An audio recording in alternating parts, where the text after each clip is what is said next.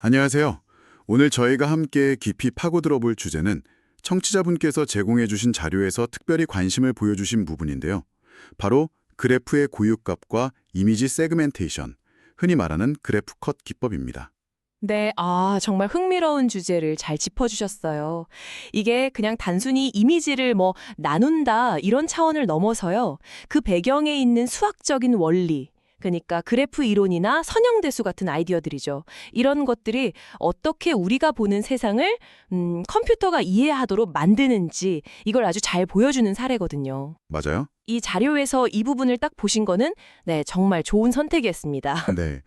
그래서 오늘은 바로 이 그래프 컷의 핵심 원리, 특히 자료에서도 강조된 그 그래프의 고유값과 고유 벡터가 도대체 어떤 역할을 하는 건지, 그리고 이 멋진 이론을 실제 이미지에 적용하려고 할 때 우리가 좀 현실적으로 따져봐야 할 점들은 없는지, 일종의 팩트 체크라고 할까요? 그런 걸 해보면서 최신 연구 동향까지 한번 쭉 훑어보는 시간을 갖겠습니다.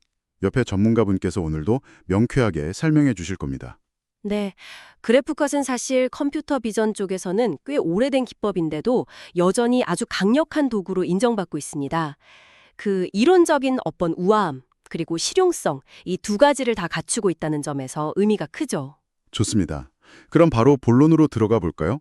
청취자분께서 아마 가장 궁금해하실 질문은 이거 아닐까 싶은데요. 이미지를 어떻게 수학적인 그래프로 볼 수 있지?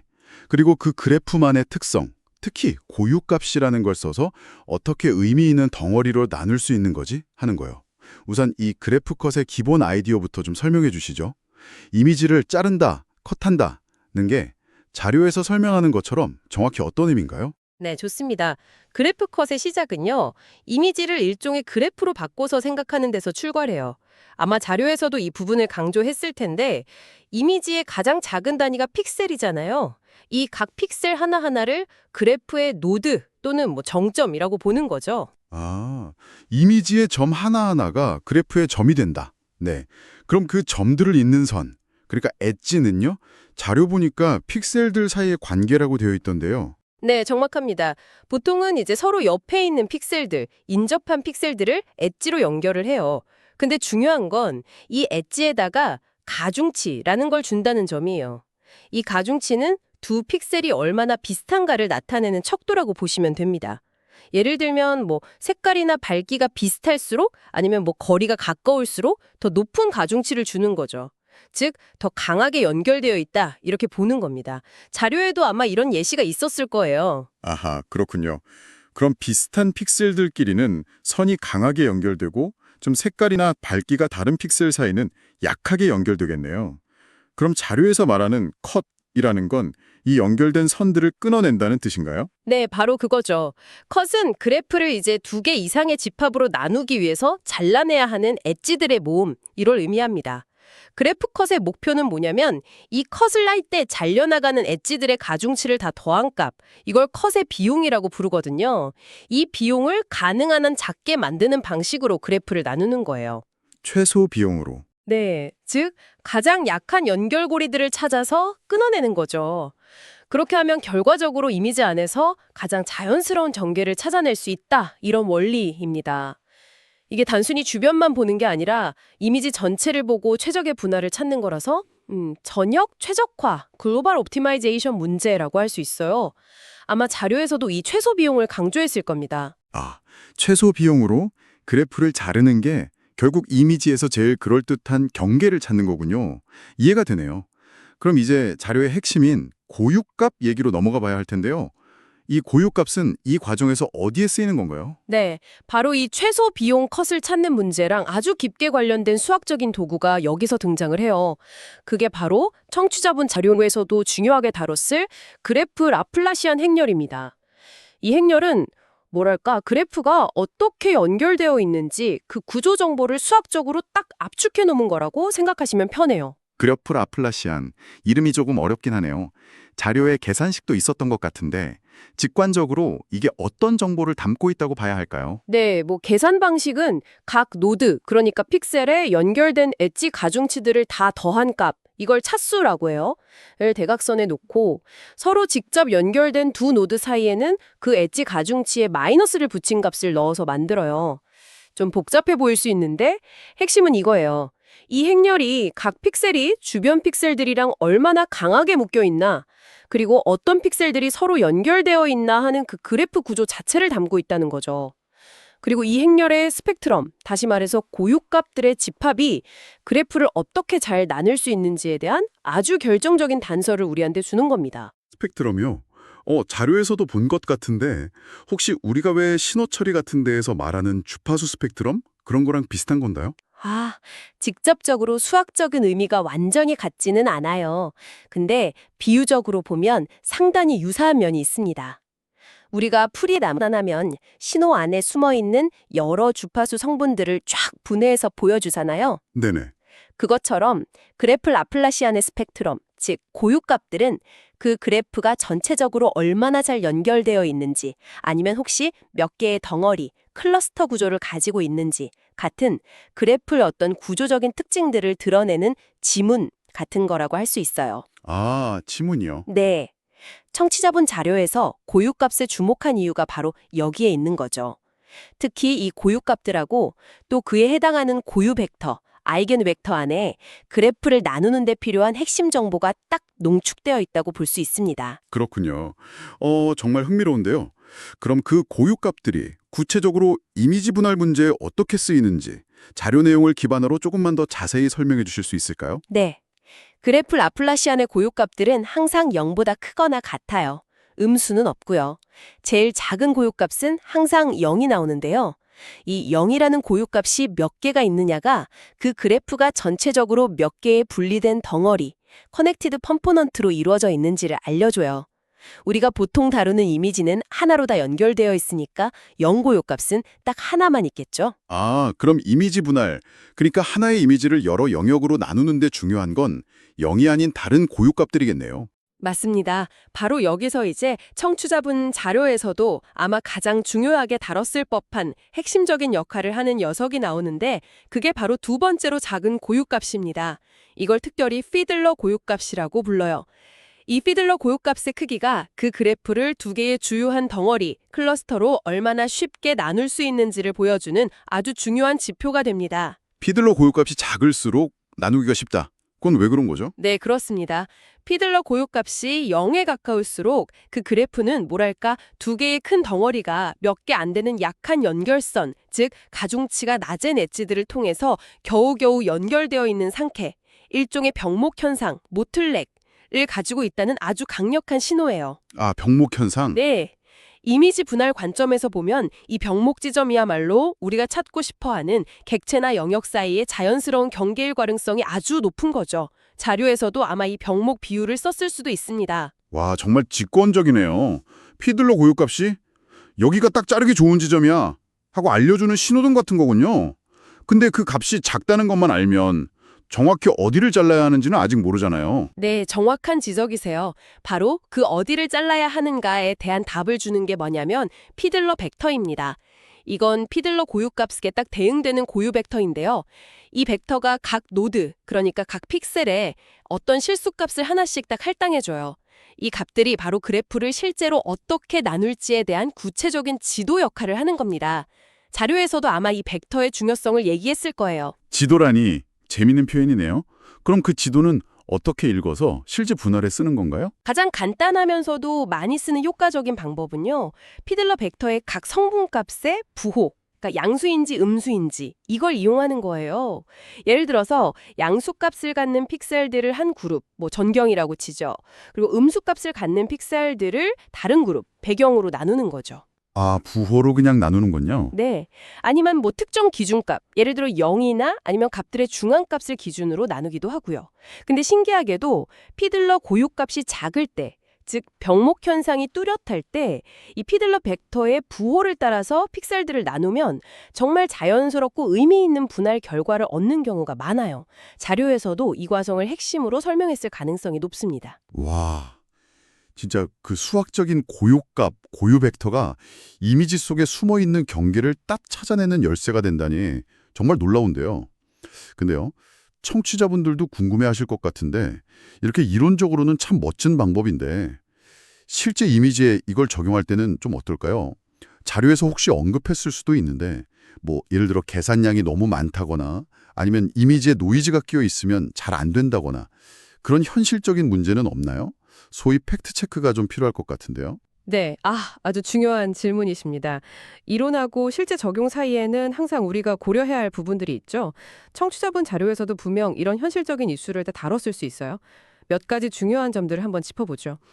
첫째는 가중치 설정이 정말 중요해요. 이게 성능에 결정적인 영향을 미칩니다. 픽셀 사이의 유사성을 어떻게 정의할 거냐, 그리고 이걸 어떤 함수로 가중치 값으로 바꿀 거냐, 이게 결과의 질을 확 바꿔놓을 수 있거든요. 자료에서 예시로 들었을 수도 있는데 wij equal exponential 마이너스 iij 제곱 시그마 제곱 이런 가우시안 함수 같은 걸 많이 써요. 여기서 iij는 픽셀 색상 값이고 저기 시그마가 얼마나 민감하게 색상 차이를 볼 거냐를 조절하는 하이퍼 파라미터거든요. 이 시그마 값을 어떻게 정하느냐가 정말 중요해요. 아, 그 시그마 값 설정이 어렵다는 말씀이시군요. 그걸 잘못 설정하면 어떻게 되는데요? 네, 만약에 시그마 값을 너무 크게 잡으면 뭐랄까 모든 픽셀이 다 비슷비슷하게 연결된 것처럼 돼서 분할 경계가 흐릿해지고요. 반대로 너무 작게 잡으면 아주 작은 색상 변화나 노이즈에도 너무 민감하게 반응해서 영역이 막 잘게 부서지는 문제가 생겨요. 아, 그래서 이미지의 특성, 예를 들어 색상 분포 같은 걸 분석하거나 아니면 여러 값을 직접 넣어보면서 성능을 확인하는 교차 검증, 크로스 밸리데이션 같은 걸 통해서 적절한 값을 찾아야 해요. 이건 그래프컷을 실제로 쓰려면 반드시 거쳐야 하는 어떻게 보면 팩트 체크의 첫 관문 같은 거죠. 네네. 그리고 두 번째 현실적인 문제는 역시 계산량이겠죠. 이미지가 좀만 커져도 픽셀 수가 엄청나게 늘어나고 아까 말씀하신 그 그래프 라플라시안 행률도 어마어마하게 커질 텐데요. 맞습니다. 예를 들어서 1000x 1000픽셀 이미지, 이게 100만 픽셀이잖아요.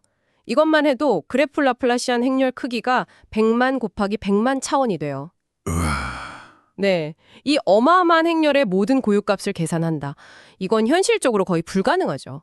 근데 다행인 건 우리가 전체 고유값 스펙트럼이 다 필요한 게 아니라는 거예요.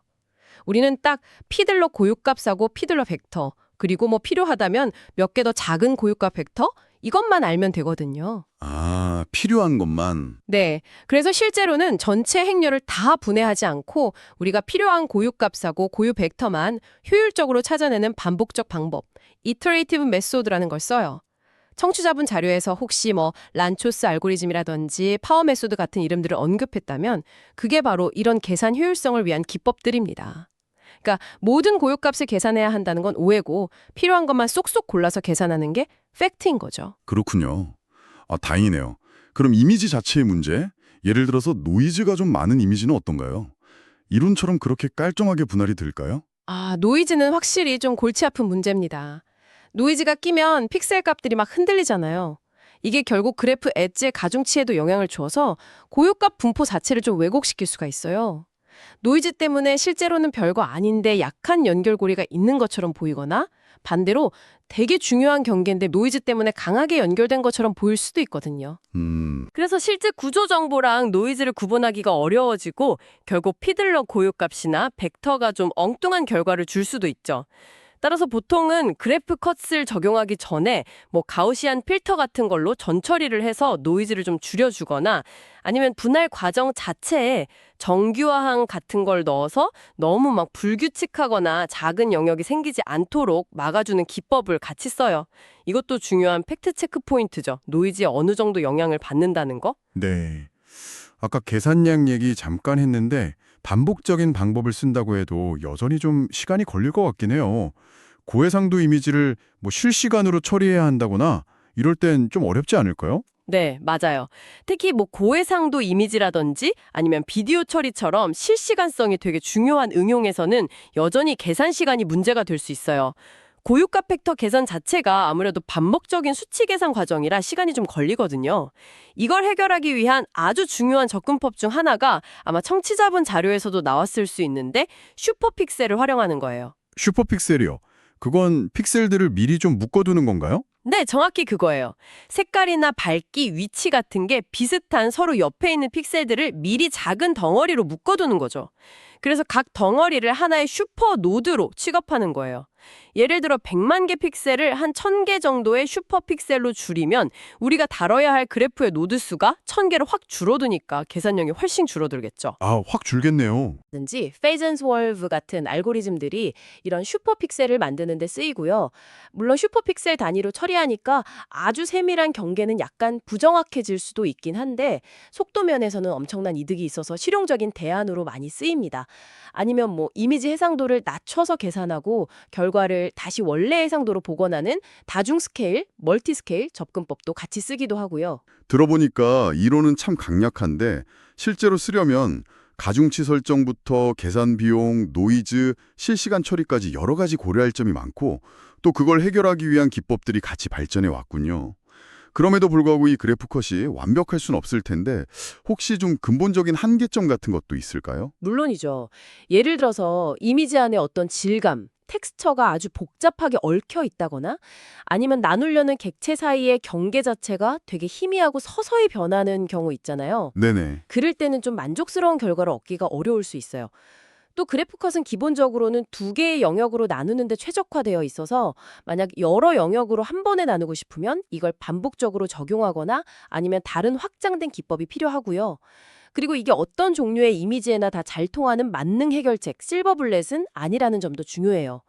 문제의 성격이나 이미지 특성에 맞게 적절한 가중치 함수나 파라미터를 잘 골라야 하고 때로는 아예 다른 기법을 쓰는 게 더 나을 수도 있죠. 아, 말씀하신 김에 혹시 청취자분 자료에 나온 그래프컷 말고도 이런 스펙트럼 분석, 그러니까 고유값을 이용하는 다른 이미지 분할 기법들도 있나요? 네, 있습니다.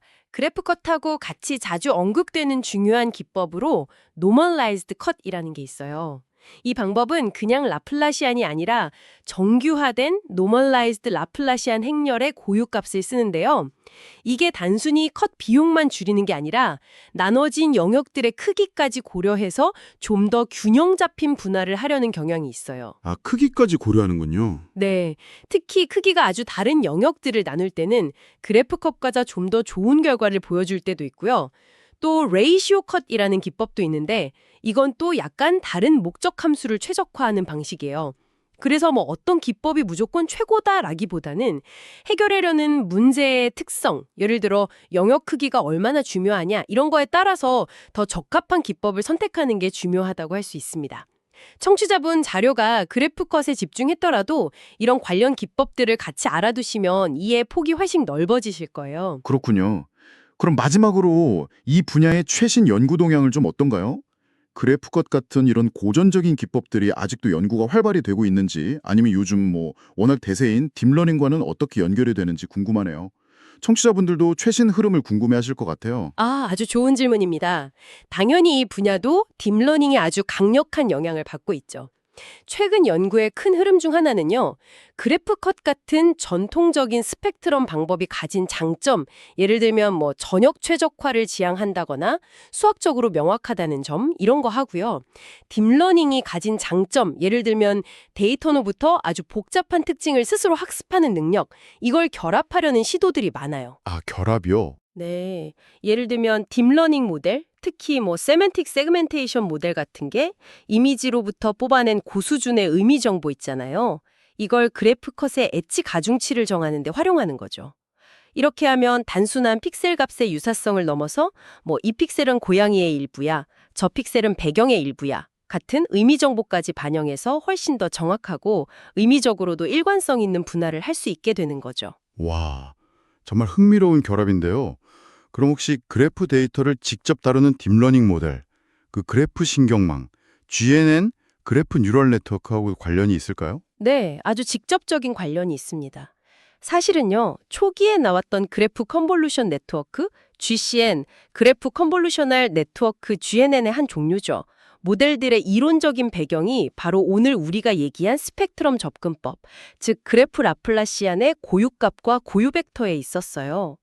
이 사람들은 그래프상에서의 풀이의 변환, 그래프 풀이의 트랜스폼이라는 걸 라플라시안의 고유벡터를 이용해서 정의를 하고요. 이걸 통해서 그래프상에서 컨볼루션 연산을 수행하는 방법을 제안했던 거죠. 그래프 풀이의 변환이요. 그건 또 뭔가요? 간단히 말하면 그래프 라플라시안의 고유 벡터들을 쫙 모아놓은 행렬을 U라고 하면요. 그래프 위에 어떤 신호, 예를 들어 각 픽셀이나 노드의 특징 벡터 같은 걸 F라고 할 때 이걸 그래프 주파수 영역으로 보내는 게 F 햇은 UTF 이거고요. 다시 원리 공간으로 돌리는 역변환이 F는 UF 햇인 거예요. 일반적인 신호 처리에서 풀이의 변환이 하는 역할하고 비슷한 걸 그래프 위에서 하는 거죠. 초기 GC에는 바로 이 변환을 이용해서 그래프 데이터를 처리하는 방법을 개발했던 겁니다. 아하. 물론 지금은 계산 효율성이나 이런저런 이유로 스펙트럼 방식보다는 노드 주변의 이웃 정보를 직접 이렇게 모아서 처리하는 공간적 스페셜 방식의 GCN이 더 널리 쓰이긴 하지만요. 그 이론적인 뿌리 중 하나가 바로 이 스펙트럼 분석에 있다는 점은 아주 흥미로운 연결고리라고 할 수 있습니다. 결국 청취자분께서 주목하신 그래프 고유값이라는 개념이 현대 딥러닝의 한 축과도 이렇게 맞닿아 있는 셈이죠. 와, 오늘 청취자분의 자료 덕분에 시작된 이 그래프 컷 이야기가 정말 깊은 데까지 연결이 됐네요. 정리를 좀 해보면 그래프 컷은 그냥 이미지를 싹둑 자르는 기술이 아니라 이미지를 그래프로 보고 그 구조적인 특성을 고유값과 고유벡터라는 수학적인 도구로 분석해서 아주 지능적으로 분할하는 기법이다 이거군요. 네, 맞습니다. 특히 그 두 번째로 작은 고유값, 피들러 고유값하고 그에 해당하는 피들러 벡터가 이미지 속에 숨어있는 최적의 분할 경계를 찾아내는 핵심 열쇠 역할을 한다는 점. 이게 아마 청취자분 잔로에서도 강조했을 가장 중요한 아이디어일 겁니다. 하지만 동시에 가중치 설정의 어떤 미묘함이라든지 큰 이미지를 다룰 때 계산의 현실적인 어려움, 또 노이즈에 민감한 부분 같은 저희가 팩트 체크를 통해 확인한 실제 적용의 어려움도 분명히 있고 이걸 극복하기 위해서 반복적 계산법이나 슈퍼픽셀, 정규와 같은 방법들 그리고 최근에는 딥러닝과의 결합까지 정말 다양한 노력들이 이루어지고 있다는 점도 꼭 기억해야겠네요. 그래서 오늘 저희가 살펴본 이 스펙트럼 분석이라는 접근 방식 자체는요.